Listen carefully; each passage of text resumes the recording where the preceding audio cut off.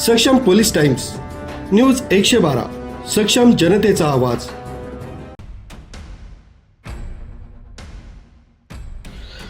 तब्बल 4.5 वर्षांनंतर झालेल्या पहिल्याच प्रभाग सभेत सर्व नगरसेवक प्रभागातील विविध समस्यांबाबत त्यांनी सर्व अधिकाऱ्यांना धारेवर धरत कामकाजाबाबत विचारणा केली।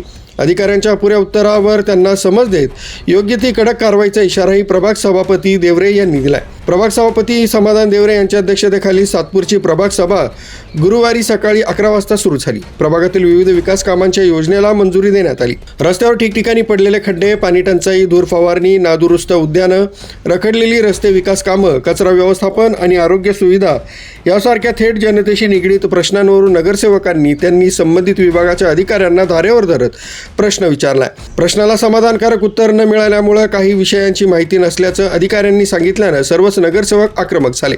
यावेळी सभापती देवरे यांनी अधिकाऱ्यांना प्रभागातील समस्यांची माहिती नसल्यानं त्यांना कडक शब्दात इशारा देत पुढच्या वेळेला परिपूर्ण माहिती घेऊन येण्याचे आदेश दिलेत। त्यावेळी प्रभाग क्रमांक 8च्या नगरसेविका कविता लोखंडे, अंकिता शिंदे, उषा बेंडकोळी, भारती दिवरे, दिनकर पाटील, संगीता घोटेकर, अमोल पाटील, प्रभाग क्रमांक 10च्या नगरसेवक विश्वास चिंतामण नागरे, नगरसेविका इंदुबाई नागरे, माधुरी गणेश बोलकर, प्रभाग क्रमांक 11च्या नगरसेविका मानसी योगेश शेवरे, सोनाली भंदुरे, नगरसेवक नितीन निगळ, निवृत्ती इंगोले, भागवत पाराजी आरोटे, नगरसेविका हर्षदा समाधान गायकर यांनी विविध प्रश्न उपस्थित केले। न्यूज ब्युरो सक्षम police times news 112 Satpur Nashik.